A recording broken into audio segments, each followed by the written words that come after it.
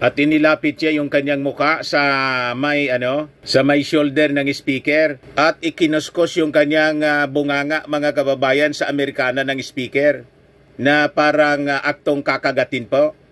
May sa aso niya, Mr. Maravillas. Ang idol niya po, German Shepherd.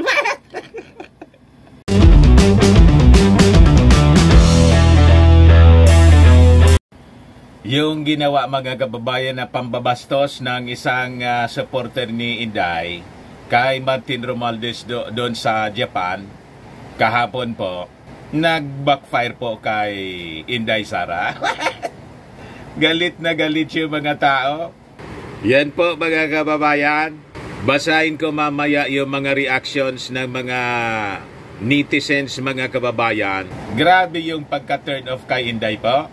Dahil sa ginawang yun ng isang lalaki po na nakilala na po siya.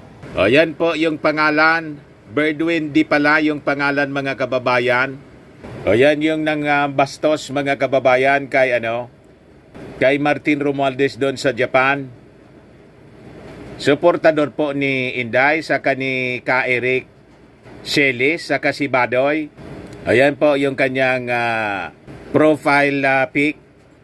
Mahalin natin ang Pilipinas. Free Ka Eric. Free Doc Lorraine. Please support BP Inday Sara Duterte. Berwin D. Tapos may palangalan pa sa Chinese, Lee Jimin. Kaya naman pala niya, Mr. Maravillas, masama yung pag-uugali. Sino pang yung pagmanaan po? Siyempre, yung idol nila. Di ba? Kaya yung mga supporters po, saan pa magmana? Tingnan ninyo itong isang diehard na supporter niya. Kilala ninyo yan, mga kababayan. Tuwang-tuwa siya. Dahil sa hinampas ng kanilang kaori, mga kababayan, si Martin. Yun ang kanyang post, mga kababayan, sa kanyang Facebook account. Tuwang-tuwa. May mga pagkasadista niya, Mr. Maravillas. Yun naman talaga po, natutuwa sila sa violensya, pananakit sa kanilang kapwa, mga kababayan. Physical violence na kanilang ginagawa. Tuwang-tuwa sila. Ganun po. But before ko, mga kababayan, ibigay sa inyo yung full story, click subscribe muna dito sa ating YouTube channel and hit the notification bell para lagi po kayong updated sa mga kaganapan dito sa ating bansa. Like and share na rin po ninyo ng ating video. At huwag na rin po ninyo, mga kababayan, na skip yung ating mga commercial ads para tuloy-tuloy lang ang pag-unlad ng Bagong Pilipinas. Sa mga naghahanap pala po ng malinis and spacious fitness gym, punta lang po kayo sa aming Colossal Fitness Gym. We also offer Grab car rental with our brand new 2023 model ng Toyota Innova. We also accept booking for those who are planning to travel via PAL, Cebu Pacific, and other airline companies, local and international, and bills payment for Meralco Bills, PLDT, etc. Ang Colossal Fitness Gym is located at 3rd floor Security Bank Building, Landco Business Park, Legazpi City, Albay. For inquiries, look for Gilon Maravillas. Contact number 0966-802-0949.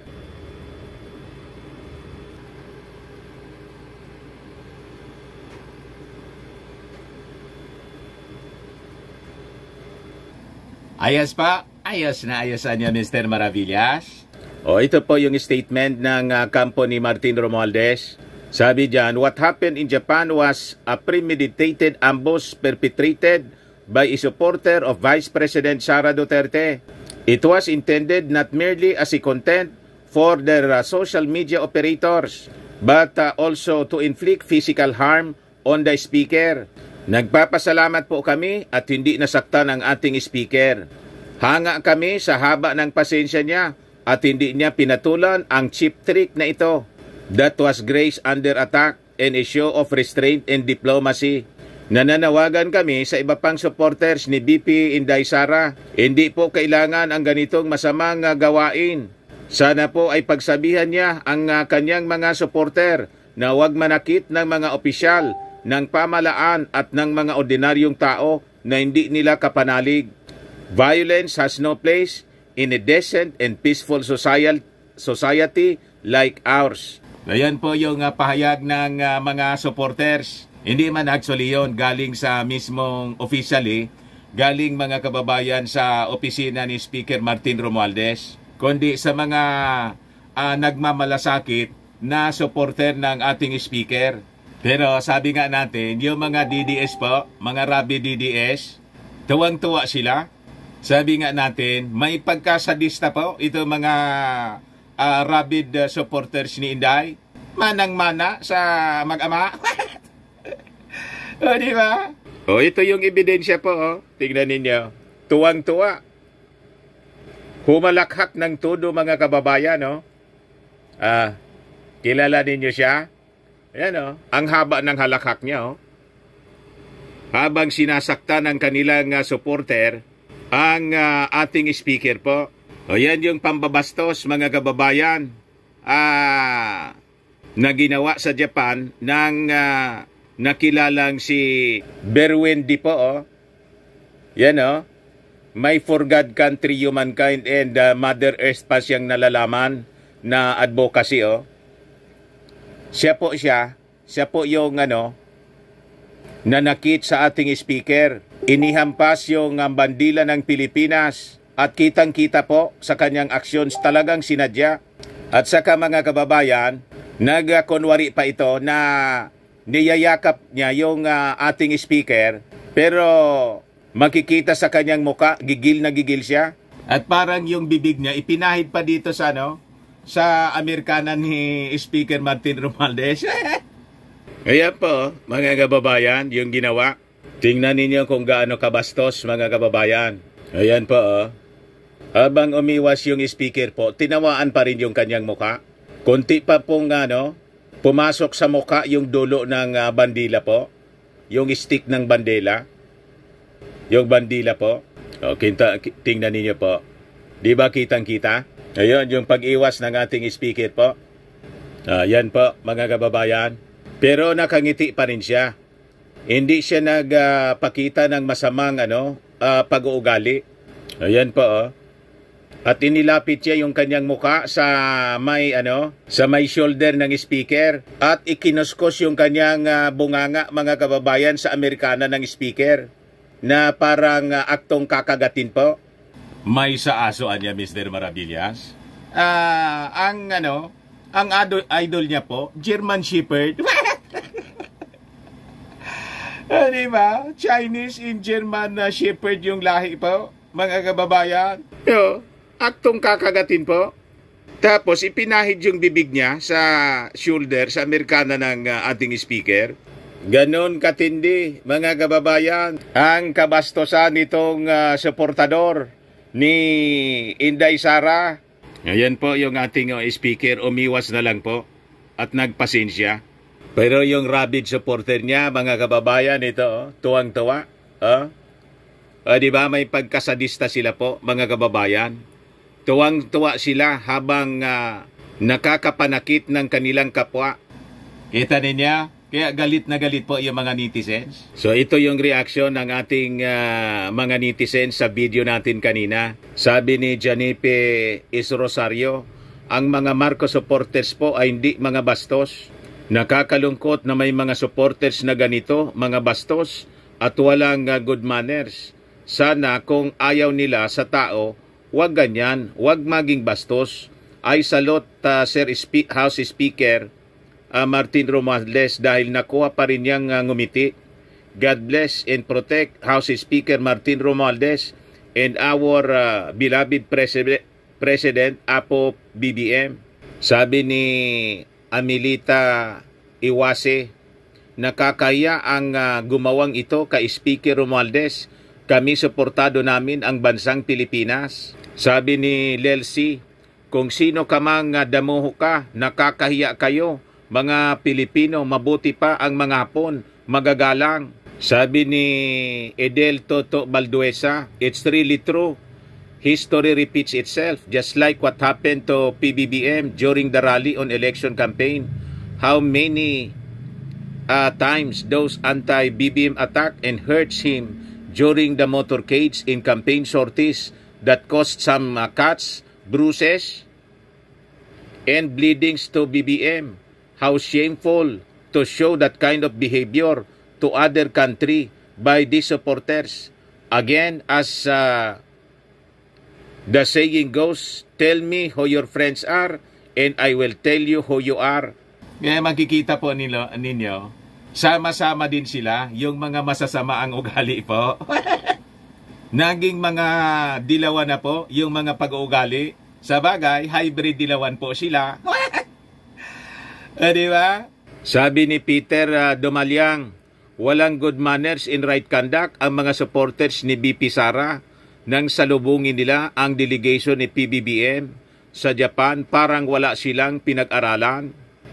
Nagmana sa kasamaan ang kanilang sinusuportahan, sabi ni Daniel Gowanco, na politiko na masama ang pag-uugali, hindi dapat ilagay uli sa pwesto ng gobyerno. Mahiya ka magboto sa mga bastos na politiko.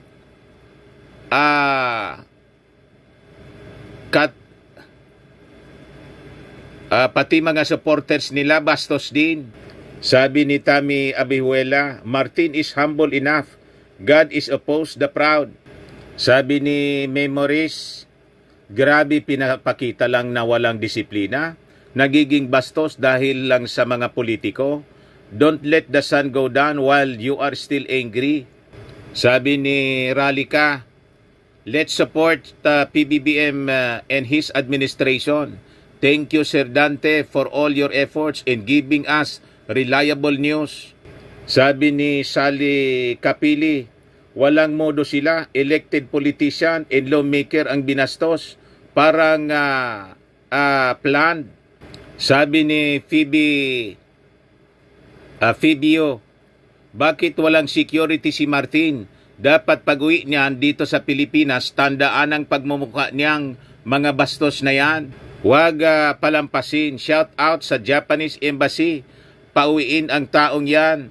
May punto po itong nag-react. Siguro, kailangan na ipatawag yon ng Philippine Embassy doon sa Japan. Kasi nakakaya yung dinisplay niya na pag-uugali, pambabasto sa ating mga opisyal para siguro madisiplina. Di ba? Sabi ni Yoser FG, huwag tayong bumoto sa mga bastos na politiko kasi ganun din ang supporter. Sabi ni Ani de la Carmen, nakakagigil na talaga itong mga bastos. Mana-mana lang sa kanilang inday na nambatok ng walang kalaban-laban na sheriff sa Davao. Ayun mga kababayan, naalala tuloy yung bubugbog ni Inday sa isang sheriff po doon sa Davao. O, di ba? Sabi ni Chloe, mga DDS supporters, walang good manners in right conduct, pareho kay Saramao. Sabi ni Amelita Awase, dapat makarating ito sa aming ambasadora dito sa Japan. Ipinahihiya nila ang Madam Ambassador to Japan. Sabi ni Billy Palomares, yan ba ang gusto nyong maging presidente? Walang good manner in right conduct? Sabi ni Rowena Karamay, kapag ang namumuno maayos ang behavior, yung mga supporters namiminor din. Pero kapag ang naglilid, balahura, tarantado at walang manner, ganun din ang mga supporters. Di naman lahat, pero in reality, halos nagiging ganon din. Sabi nga dito sa amin, yon ang natangadan, yon ang natingala sa kanilang leader. Masasamang ugali, violente, masasamang ugali, palamura. Kaya tingnan ninyo yung mga supporters nila, pati yung mga vloggers nila, walang habas sa pagmumura. At proud sila sa sama ng kanilang mga bibig. Sabi ng isa pa rito, may kasabihan, tell me who your friends are and I will tell you who you are. At the same feeder flock together, tuwang-tuwa. Tuwang-tuwa pa ang mga DDS sa nangyari, mabutit, disente at edukadong tao ang mga Marcos at Romualdez, hindi pumapatol sa mga mal-edukado. Sabi pa ng isa, kung sino man ang bumastos kay Romualdez, namana nila ang masamang ugali sa mag-ama. Di ba mga kababayan? 688 comments po. Galing sa ating mga netizens, yung kumundi na dito sa masamang ugali nitong isang supporter po ni Inday na sumalubong kay Martin Romualdez doon po sa Japan. Yan po, tandaan ninyo ang pagmumuka ng taong ito. Siya po, proud na proud, mga kababayan. Ayan man lang po, mga kababayan. Baka lang gusto ninyo po itong itry. Firmax Firming and Lifting Cream. Pinapahid po sa mga pulses and affected area. Mainam po sa paninigas ng mga kaso-kasuan. Ito naman po, Automax Radiant Serum. Sa mukha naman yung application. Anti-aging po siya. You will look 10 years younger than your age. Sa mga cancer patients naman po, baka lang gusto ninyo itong itry. Ningxia Red Mix Fruit Drink. Hindi man po siya gamot, food supplement siya. Kaya lang, gawa siya mga kababayan sa Good Ship Berry. Yung Good Ship Berry may anti-cancer properties. Okay po? Yung mga inquiries ninyo, dumiretso na lang po kayo sa aming messenger sa Facebook para masagot namin agad. Ako po si Dante Maravillas. Bye-bye po. God bless.